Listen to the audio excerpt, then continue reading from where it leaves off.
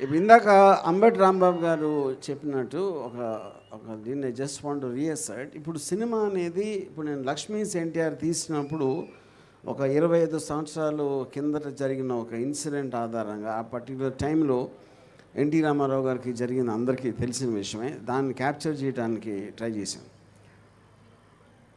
కానీ ఇది హిస్టరీ కాదు, ఇది ఎప్పుడో 20-30 సంవత్సరాల క్రితం జరిగిన కథ. ఇప్పుడు జరుగుతున్న, మొన్న జరిగిన, నిన్న జరిగిన, ఇప్పుడు జరుగుతున్న కథని ఇలాంటి ఆస్పెక్ట్ అనేది ఇంతవరకు వరల్డ్ హిస్టరీలో ఎప్పుడు రాలేదు నాకు తెలిసి. సో దాంట్లోంచి వచ్చిన ఒక ఒక కొత్తదనం అనేది నా మొత్తం కెరీర్లో అది ఆ కైండ్ ఆఫ్ ఏ అప్లికేషన్ నేను చేయలేదు. ఇప్పుడు ఈ సినిమా గురించి చెప్పటానికి ఏం లేదు. ఎందుకు లేదంటే పబ్లిక్ డొమైన్లో ఉన్న కొన్ని ఉంటాయి, అందరికీ తెలిసినవి కొన్ని ఉంటాయి. వేరే వేరే విశ్లేషకులు వాళ్ళు ఏం మాట్లాడతారు, వాళ్ళు ఏం అనలైజ్ చేస్తారు అనేది రకరకాల ఒక దృక్పథాలు ఉంటాయి. సో స్టోరీ కన్నా ఎక్కువ నా ఫీలింగ్ క్యారెక్టర్స్. ఇప్పుడు మనుషులు ఉంటారు, మనుషులు డెసిషన్స్ తీసుకుంటారు, ఏమి వ్యూహం పని తీసుకుంటారు, లేకపోతే ఎలాంటి పరిస్థితుల్లో తీసుకుంటారు, బయటికి ఎలా కనిపిస్తారు, లోపల ఏం ఆలోచిస్తారు, ఏం వ్యూహాలు పన్నుతారు అనే ఒక సైకలాజికల్ ఆస్పెక్ట్లో నేను పొలిటికల్ మనిషి కాదు, నాకు తెలియదు పాలిటిక్స్, కానీ పొలిటికల్ సైకాలజీ అనేది నాకు తెలుసు అని నా feeling as a writer and director. So ఇప్పుడు క్యారెక్టర్స్ గురించి చెప్పాలి అంటే,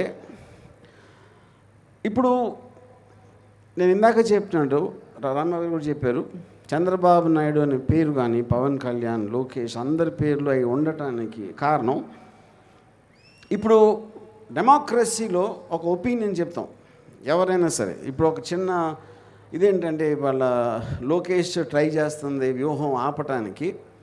తను వన్ ఆఫ్ ద థింగ్స్ ఏం పెట్టాడంటే పిటిషన్లో ఇలా మమ్మల్ని కించపరుస్తున్నారు సినిమాలో. తను పొద్దున్న లెగిస్తే చేసేది ఉట్టి కించపరచడం.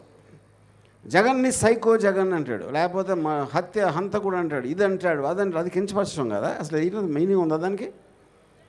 చంద్రబాబు నాయుడు గారు కానీ, పవన్ కళ్యాణ్ కానీ, లోకేష్ కానీ, జగన్ గారు గవర్నమెంట్లో ప్రజలకు పని చేస్తున్న టైంలో వీళ్ళందరూ కేవలం అవతల వాళ్ళని తిట్టడం ఒక్కటే పని పెట్టుకున్నారు, అందరికీ తెలుసు. అలాంటి వాళ్ళు వ్యూహంలో వాళ్ళని కించపరుస్తున్నాను అనే దాని మీద కోర్టుకు వెళ్ళడం కన్నా పెద్ద జోక్ నేను. సో ఇప్పుడు క్యారెక్టర్స్ వైజ్గా ఇందాక నేను చెప్పినట్టు, ఇప్పుడు చంద్రబాబు నాయుడు గారు అని ఆయన ఒక అంటే నా పాయింట్ ఆఫ్ వ్యూలో నేను ఫస్ట్ ఆయన రిజిస్టర్ చేసింది ఎన్టీ రామారావు అని వెన్నుపోటు పొడిచిన, అంతవరకు ఎప్పుడు ఫాలో అవ్వలేదు ఎక్కువ ఆయన గురించి. సో ఆయన ఫేమ్లోకి వచ్చిందే దాని నుంచి. వచ్చిన తర్వాత ఏమాత్రం కామన్ సెన్స్ ఉన్నా ఎన్టీ రామారావుని ఇంకా బ్యాడ్ క్యారెక్టర్గానే కన్సిస్టెంట్గా ఉంచితే అట్లీస్ట్ ఒక పాయింట్ ఆఫ్ వ్యూ ఉంటుంది ఆయన దృష్టిలో, ఆయనకు ఉన్న ఎక్స్పీరియన్సెస్ అని. ఎప్పుడైతే అయిపోయి ఆయన పోయిన తర్వాత మళ్ళీ ఆయన దేవుడు చేసి ఆయన మహానుభావుడు ఆయనే కనిపెట్టాడు అంటే ఎన్టీ రామారావు గారికి ఉన్న ఫ్యాన్ బేసు ఎక్కడ పోతుందో అనే భయంతో అది చేయటం. సో అలాంటి వ్యూహాలు పన్నే ఆయన ఆబ్వియస్లీ అప్పటి నుంచి ప్రతిదానికి నేనే ఇది చేశాను, నేనే అది చేశాను అని చెప్పి అక్కడి నుంచి ఇంతవరకు ఆయన ఏం చేశాడో నేను ఒక మామూలు ప్రేక్షకుడిగా, one of the citizens of ఆంధ్రప్రదేశ్గా నేనైతే చూడలేదు. అప్పుడు నాకు ఒక ఒపీనియన్ ఏర్పడుతుంది తన మీద. అలాగే రంగుల రాజా పవన్ కళ్యాణ్, ఇప్పుడు ఆయన మొహానికి రంగు వేసుకుని ఒక పెద్ద సూపర్ స్టార్ అయిపోయాడు. Nobody says no, terrific, absolutely ఆయన పెద్ద ఫ్యాన్ ఫాలోయింగ్ ఉంది. ఒక రాజకీయ నాయకుడిగా వచ్చినప్పుడు నేను ఇది చేస్తా అని సినిమాలో డైలాగ్ చెప్పినట్టు చెప్పి ఆ తర్వాత ఇప్పుడు జనసేన పార్టీ పెట్టినప్పుడు నేను కూడా ఇంప్రెస్ అయ్యాను ఆ టైంలో. సో దాని తర్వాత అన్నీ జరిగిన అందరికీ తెలుసు, దాన్ని మళ్ళీ మనం రిపీట్ చేయాల్సిన అవసరం లేదు. ఇప్పుడు లేటెస్ట్గా చూస్తే ఊరు పేరు తెలియని ఒక అమ్మాయి తెలంగాణలో ఫేమస్ అయిపోయి బర్రెలక్క అంటే బర్రెల్ని కాస్తుంది. బర్రెల్ని కాసే ఒక అమ్మాయి అంత పాపులర్ అయిపోతే ఈయన సూపర్ స్టార్ అయ్యి ఉండి బర్రె లెక్క అయిపోయాడు. బర్రె లక్కకి బర్రె లెక్కకి తేడా ఏంటంటే బర్రె లక్క ఆ బర్రెలకి అక్క ఒక కాపరిగా కాస్తుంది. ఇక్కడ ఈయన బర్రెలాగా చంద్రబాబు నాయుడు లోకేష్ వాళ్ళు ఏం చెప్తే అంటే ఇప్పుడు బర్రెలు గొర్రెలు ఇటెలు అటెలు ఏయ్ దదా అని అని అని చెప్తా ఉంటే ఆ గొర్రెలు బర్రెలు ఏమి చేస్తాయో ఇప్పుడు సూపర్ స్టార్ పవన్ కళ్యాణ్ అది చేస్తున్నాడు. ఇది నేను జనసేన మనిషిని కాదు, కానీ జనసేన కన్నా ఎక్కువ పవన్ కళ్యాణ్ నాకు ఇష్టం. కానీ ఇప్పుడు అది మొత్తం పోయింది నాకు because of his thing. So ఇప్పుడు అలాగా ఇప్పుడు లోకేష్ అని అసలు ఎవరు చంద్రబాబు నాయుడు కొడుకు కాకపోతే అతనికి ఒక చేయటానికి కూడా తనకి పొజిషన్ లేదని నా ఫీలింగ్. ఏది మామూలు కార్యకర్త దగ్గర నేను చెప్పేది.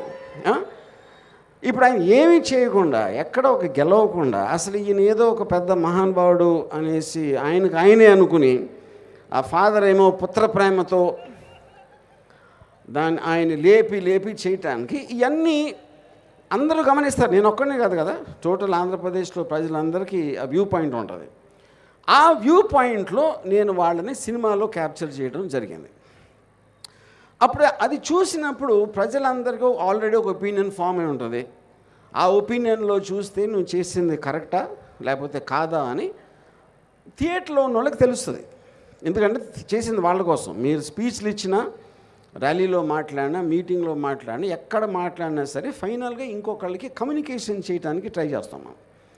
అలాగే ఈ సినిమా అనేది నా కమ్యూనికేషన్ నేను వీళ్ళ మీద ఫీల్ అయ్యేది.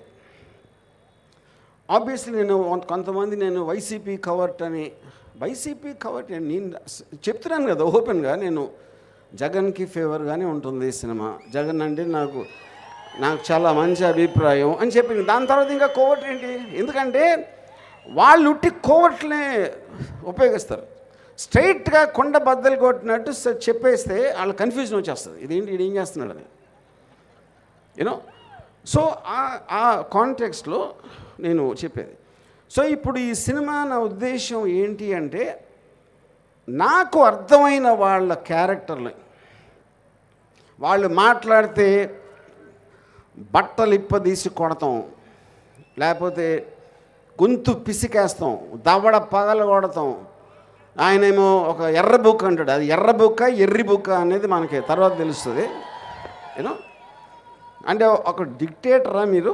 డెమోక్రటిక్ కంట్రీలో పేర్లు రాసేసుకుని వీళ్ళందరి సంగతి చేస్తా అంటే నాకు తెలిసి కిమ్ యాన్ యంగ్ కూడా చేసి ఉన్నాడు అలాంటిది నార్త్ కొరియాలో. యూనో, సో ఈ కైండ్ ఆఫ్ రెటారిక్ డైలాగ్స్తో వచ్చే వాళ్ళ మెంటాలిటీ ఎలా ఉంటుందని నేను రీసెర్చ్ చేసిన అవసరం లేదు. మీరు ఎవరైనా సరే యూట్యూబ్ వీడియోలు చూస్తే తెలిసిపోతుంది దాని గురించి. సో వాళ్ళేమో చెయ్యలేని పని, బట్టలు ఎవడదీసి కొడతా, పరిగెట్టిస్తా అని ఏదైతే చెయ్యలేని చెప్తున్నారో, నేను వాళ్ళ నిజం బట్టలు కాదు, వాళ్ళని నేకెడ్గా చూసే ఇష్టం ఎవరికి ఉంటుంది కానీ అది వేరే విషయం. వాళ్ళ యాక్చువల్ ఆలోచనని, వాళ్ళ సంకుచిత్వానికి ఆ బట్టలు మాత్రం ఈ సినిమాలో కంప్లీట్గా ఇప్పైపోతున్నా. So this is my final sage of film and I want to thank everybody, వేదికంచిన పెద్దలందరికీ. అండ్ వ్యూహన్ సినిమా అనేది నేను ఇందాక చెప్పినట్టు it's a very unique kind of a film. అందుకని నా ఫీలింగు వాళ్ళు కూడా ఆ టెన్షన్ ఫీల్ అవడానికి అదే రీజను. ఇందాక చెప్పినట్టు ఆర్టికల్ 19 కాన్స్టిట్యూషన్ ఆస్పెక్ట్లో ఏ మనిషికైనా ఒక ఫ్రీడమ్ ఆఫ్ థాట్ ఉంటుంది, ఫ్రీడమ్ ఆఫ్ ఎక్స్ప్రెషన్ ఉంటుంది. సో నేను well with in the limits of legality నేను చేయటం జరిగింది. అందుకనే సెన్సార్ బోర్డ్ సర్టిఫికేట్ వచ్చింది మాకు. సో ద పాయింట్, అది హైయెస్ట్ అథారిటీ. దాని తర్వాత ఎవరైనా ఏమైనా ట్రై చేయొచ్చు, అది కోర్టులో మా అడ్వకేట్స్ ఆ రోజు వచ్చినప్పుడు వాళ్ళు చూసుకుంటారు. సో లైక్ దాసరి కిరణ్ గారు చెప్పినట్టు వీఆర్ ఆన్ ట్రాక్. డెఫినెట్గా 29న సినిమా రిలీజ్ అవబోతుంది. Thanks. So thank you RGV garu, thank you so much.